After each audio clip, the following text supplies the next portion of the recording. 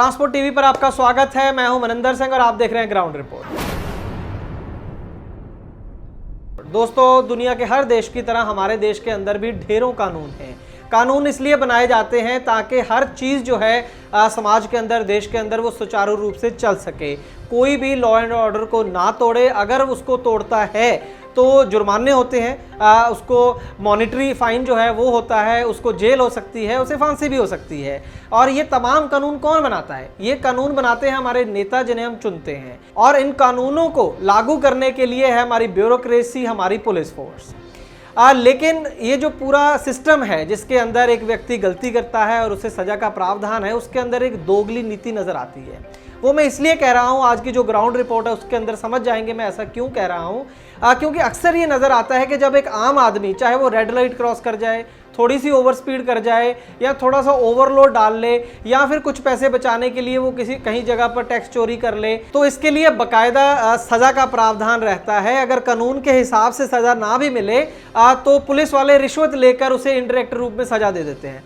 लेकिन जब यही कानून खुद सरकार तोड़ती है, सरकारी एजेंसियां तोड़ती हैं, सरकारी ऑफिसर तोड़ते हैं, तब उनको ऐसी कोई भी सजा नहीं मिलती है। जी हां, आज की ग्राउंड रिपोर्ट में मैं बात कर रहा हूं ट्रैक्टर ट्रॉलीज की। वैसे तो जो एग्रीकल्चर ट्रैक्टर है वो किसानों के लिए बनाया गया एक मशीनरी है उनके लिए, ताकि वो जो उनके खेत में जो प्रोड्यूस होती है, जो भी वहां पर पैदावार होती है, उसको मंडी ले जाने लाने के लिए वो उसका इस्तेमाल कर सकते हैं। खेत के अंदर उसके इस्तेमाल करने के लिए एग्रीकल्चर ट्रैक्टर है जो बनाया गया है।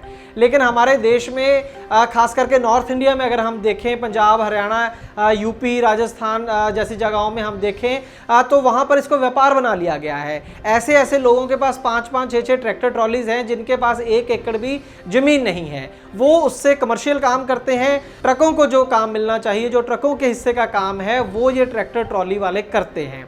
नॉर्मल रूप में भी करते हैं, लेकिन उससे भी ज़्यादा ये खतरनाक हो जाती है प्रॉब्लम जब खुद सरकारी लोड या ट्रैक्टर ट्रॉलीज उठाती हैं। जी हाँ, मैं बात कर रहा हूँ जो गेहूं की ढुलाई होती है, गेहूं की और धान की, जो सबसे बड़ी 2 फसलें हैं जिनकी ढुलाई होती है, जो ट्रकों को काम मिलता है उससे, लेकिन वो ज़्यादातर आज की डेट में ट्रैक्टर ट्रॉलीज खा चुकी हैं। खास करके मैं इस रिपोर्ट के अंदर बात कर रहा हूँ पंजाब की। यहाँ पर 5-6 एजेंसीज हैं, कुछ पंजाब गवर्नमेंट की हैं, कुछ सेंट्रल गवर्नमेंट की हैं, जैसे फूड कॉर्पोरेशन ऑफ इंडिया है, मार्कफेड है, पंजाब वेयर हाउसिंग कॉर्पोरेशन है। तमाम ऐसी 5-6 एजेंसीज हैं जो गेहूं की ढुलाई कराती हैं, उसकी परमिशन देती हैं। तो ये सारी जो एजेंसीज हैं 5-6, ये गेहूं की, धान की ढुलाई कराती हैं, और उसके लिए असल में इनको पूरी की पूरी जो ढुलाई है, ट्रांसपोर्टेशन है, वो ट्रकों के जरिए करनी चाहिए, क्योंकि ट्रकों का वो लोड है। लेकिन ये अपने खर्चा बचाने के लिए, अपनी कॉस्ट कटिंग के लिए आधे से ज़्यादा जो है वो ट्रैक्टर ट्रॉलीज को काम देते हैं। और ये आज की बात नहीं है, लगातार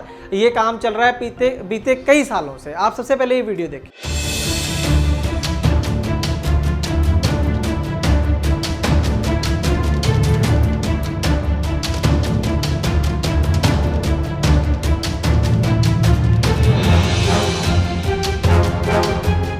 ट्रांसपोर्ट टीवी ਦਾ ਨਮਸਕਾਰ। ਆ ਦੇਖੋ ਜੀ, ਅਸੀਂ ਮਾਨਸਾ ਤੋਂ ਬੋਲਦੇ ਹਾਂ, ਸਿਟੀ ਮਾਨਸਾ ਤੋਂ। ਟਰੈਕਟਰਾਂ ਦੀ ਲਾਈਨ ਦੇਖੋ ਜੀ ਕਿੱਡੀ ਵੱਡੀ ਹੈ, ਜਦੋਂ ਕਿ ਹਾਈ ਕੋਰਟ ਦੇ ਆਰਡਰ ਨੇ ਵੀ ਇਹ ਟਰੈਕਟਰ ਲੈਣੇ ਨਹੀਂ ਚਾਹੀਦੇ। ਦੇਖੋ ਜੀ, ਦੇਖ ਰਹੇ ਹੋ ਤੁਸੀਂ ਆਪ ਕਿੰਨੇ ਟਰੈਕਟਰ ਆ। ਉਹ ਵੱਡੀ ਹਾਈਵੇ ਤੱਕ ਟਰੈਕਟਰ ਖੜੇ ਆ। ਉਹ ਦੇਖੋ ਵੱਡੀ ਮੇਨ ਰੋਡ ਦੇ ਉੱਤੇ ਵੀ ਟਰੈਕਟਰ ਖੜੇ, ਤੁਹਾਨੂੰ ਟਰੈਕਟਰ ਨਜ਼ਰ ਆਉਣਗੇ। ਜਦੋਂ ਕਿ ਹਾਈ ਕੋਰਟ ਦੇ ਆਰਡਰ ਹੈ, ਹਾਈ ਕੋਰਟ ਦੇ ਆਰਡਰਾਂ ਮੁਤਾਬਕ ਇਹ ਲੈ ਨਹੀਂ ਸਕਦੇ। ਪੰਜਾਬ ਵੇਅਰ ਹਾਊਸ ਦਾ ਇੰਸਪੈਕਟਰ ਇਹਨਾਂ ਨੂੰ ਲਹਾ ਰਿਹਾ ਹੈਗਾ। ਅਸੀਂ ਇਹਨਾਂ ਨੂੰ ਆਖਿਆ ਸੀ, ਜਦੋਂ ਕਿ ਸਾਡੇ 30-30 ਹਜ਼ਾਰ ਦੀਆਂ ਕਿਸ਼ਤਾਂ ਨੇ ਗੱਡੀਆਂ ਦੀਆਂ, ਸਾਡੀਆਂ ਗੱਡੀਆਂ ਖੜੀਆਂ ਨੇ ਤੇ ਇਹ ਲਹਾਈ ਜਾਂਦੇ ਨੇ। ਸਾਡੇ ਹੱਥ ਬੰਨ੍ਹ ਕੇ ਬੇਨਤੀ ਹੈ ਡਿਪਟੀ ਕਮਿਸ਼ਨਰ ਮਾਨਸਾ ਤੇ ਉਹਨਾਂ ਨੂੰ ਆਖਿਆ ਜਾਵੇ ਵੀ ਹਾਈ ਕੋਰਟ ਦੇ ਜਿਹੜੇ ਆਰਡਰ ਮੁਤਾਬਕ ਇਹ ਟਰੈਕਟਰ ਨਾ ਭਰੇ ਜਾਣ, ਜੋ ਕਿ ਟੈਕਸ ਨਹੀਂ ਦਿੰਦੇ। ਤੇ ਗੱਡੀਆਂ ਸਾਡੀਆਂ 30-30 ਹਜ਼ਾਰ ਦੀਆਂ ਨੇ ਕਿਸ਼ਤ ਹੈ, ਉਹ ਅਸੀਂ 30-30 ਹਜ਼ਾਰ ਦੀ ਕਿਸ਼ਤ ਕਿੱਥੋਂ ਭਰਾਂਗੇ ਜਦੋਂ कि ਅਸੀਂ टैक्स देने साढ़े हथ बन के बेनती है जी। ये वीडियोस पंजाब के 2 हिस्सों से आई हैं। गिद्दड़बाहा मुक्तसर साहिब से वहाँ मान सिंह हैं, उन्होंने हमें ये वीडियो भेजा एक, और दूसरा मानसा डिस्ट्रिक्ट से बलजिंदर सिंह है, उन्होंने हमें वीडियो भेजा। आप देख सकते हैं सरकारी गडाउन है, उसके अंदर ट्रैक्टर किस तरह से भर के रादर ओवरलोड हैं और वो भर के वहाँ पर आ रहे हैं। निश्चित तौर पर सरकारी गडाउन के अंदर अगर वो आ रहे हैं तो अपनी मर्जी से तो नहीं आ रहे हैं, सरकारी माल है उनके अंदर, तो उन्हें बाकायदा परमिशन मिली है।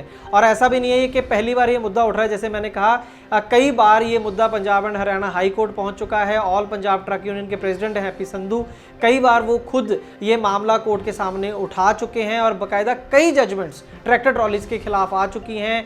यहाँ तक के ऑर्डर्स कर चुकी है Punjab and Haryana high court Punjab सरकार को, ऑफिसर्स को, ट्रांसपोर्ट डिपार्टमेंट को कि इन्हें रोका जाए।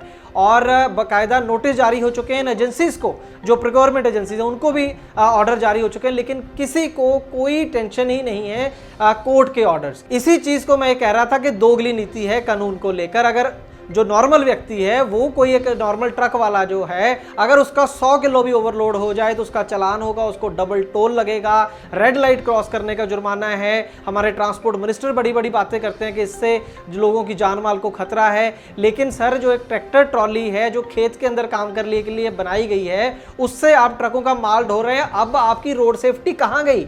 अब क्या ये ट्रैक्टर ट्रॉलीज एक तो किसी का रोजगार छीन रही है, वो अलग बात है, दूसरी बात सड़कों के ऊपर ये कितना बड़ा खतरा है आम लोगों के लिए।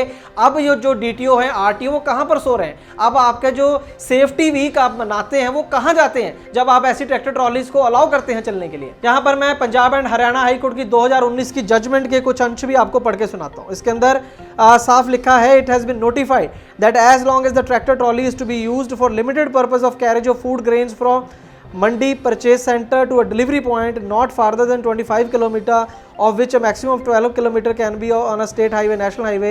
The tractor trolley can be used by obtaining goods carriage permit from competent authority under the relevant provisions of Punjab Motor Vehicle Rules 1989 read with Motor Vehicle Act 1988। जैसे कि मैंने आपको शुरू में कहा था कि जो हमारा एक्ट है वो अलाउ ही नहीं करता है जो एग्रीकल्चर ट्रैक्टर को कमर्शियल काम करने के लिए, लेकिन यहाँ पर एक जजमेंट है जिसके अंदर एक लिमिटेड इनको परमिशन दी गई है। लेकिन वो परमिशन भी ये है कि जो कॉम्पिटेंट अथॉरिटी है यानी कि डीटीओ, आरटीओ, उससे एक परमिट बाकायदा जारी हुआ होना चाहिए इन ट्रैक्टर ट्रॉलीज को, तब वो जो फूड ग्रेन है, जो गेहूं है, उसकी ढुलाई कर सकते हैं। उसके अंदर भी कुछ कंडीशंस हैं, लेकिन हमारी जानकारी के मुताबिक ऐसे कोई परमिट पंजाब के अंदर जारी नहीं हुए हैं आज तक। बावजूद इसके शरेआम सैकड़ों की तादाद में ये ट्रॉलीज अपना काम कर रही हैं। ट्रक यूनियन इसको लेकर स्ट्राइक्स कर चुकी हैं, मिनिस्टर से मिलते हैं हर साल, कोर्ट में जाते हैं, कोर्ट ऑर्डर देती है, उसके बाद भी ये ट्रैक्टर ट्रॉली चलती है। किस तरह का ये लॉ एंड ऑर्डर है? खैर, इसके बाद ट्रांसपोर्ट टीवी की टीम ने मुक्तसर साहिब के आरटीओ और डिप्टी कमिश्नर से भी बात की और पूरी घटना के बारे में बताया, बाकायदा उनको वीडियोस भेजे, लेकिन बहुत ही एक उनका अजीब जो रिस्पांस था, कोई खास उन्होंने शीघ्रता नहीं दिखाई इसके अंदर कि हाँ हम जरूर एक्शन लेंगे। उनका कहना था हम कोरोना को लेकर बहुत ज़्यादा बिजी हैं, जी हाँ हम देखेंगे। तो एक टालने वाला एटीट्यूड था। अगर वो सीरियस होते तो शाम तक सारी ट्रैक्टर ट्रॉली जो है वहाँ पर रुक सकती थी, लेकिन ऐसा कुछ हुआ नहीं। तो मैं फिर उसी बात पर आता हूँ कि जो कानून एक कॉमन मैन को, एक आम आदमी की एक छोटी सी गलती को लेकर इस तरीके से उसके ऊपर चढ़ जाता है और उसको हर मुमकिन तरीके से सजा देने की कोशिश करता है, वो गूंगा बहरा हो जाता है जब खुद सरकार, सरकारी एजेंसियां कानून तोड़ने में शामिल होती हैं। और दूसरी तरफ आप ये देखें, जो ट्रक ऑपरेटर्स हैं, वो आम आदमी हैं, वो हर डेमोक्रेसी के अंदर जो भी तरीके होते हैं, विरोध प्रदर्शन, मिनिस्टर से मिलना, कोर्ट में जाना, वो सब कुछ कर चुके हैं, उसके बाद भी उनको इंसाफ नहीं है। और हम भी अंत में ये नहीं कहना चाहते हैं कि हम उम्मीद करेंगे ये सिचुएशन सुधरेगी, जी नहीं, बिल्कुल उम्मीद नहीं है। 12-13 साल से मैं ट्रांसपोर्ट सेक्टर में रिपोर्टिंग कर रहा हूं और तब से मैं ये मुद्दा लगातार उठा रहा हूं, और अब तक खास करके इस रीजन के अंदर कोई भी इस प्रॉब्लम का सोल्यूशन नहीं हुआ है और आने वाले दिनों में भी इसका कोई सोल्यूशन नहीं होगा। यहां पर हमारी एक राय जरूर है कि जहां तक ऑल पंजाब ट्रक यूनियन जो है, अगर उन्होंने इतनी लड़ाई लड़ी है, कोर्ट में कई बार गए हैं,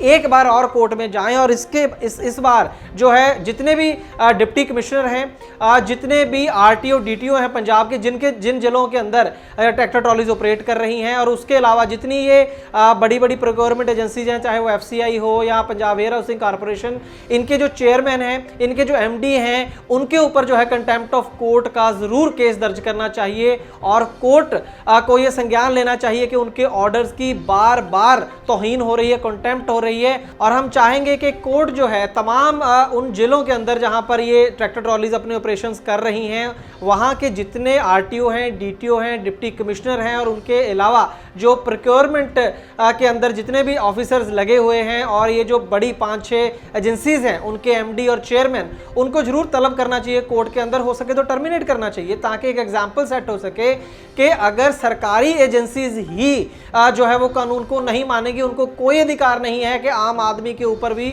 वो अपना कानून थोपे। जो सजा कानून के अंदर एक आम व्यक्ति के लिए है, उससे डबल सजा जो है वो सरकारी अधिकारियों के लिए होनी चाहिए, तभी जो है वो आम लोग कानून की रिस्पेक्ट कर सकेंगे, उसको फॉलो कर सकेंगे। आपकी क्या राय है, हमें जरूर बताइएगा। ट्रांसपोर्ट टीवी को YouTube पर अभी करें सब्सक्राइब और दबाएं बेल आइकन। फेसबुक पर लाइक करें हमारा पेज और ट्विटर पर भी करें फॉलो। ट्रांसपोर्ट टीवी, जानकारी लाभकारी।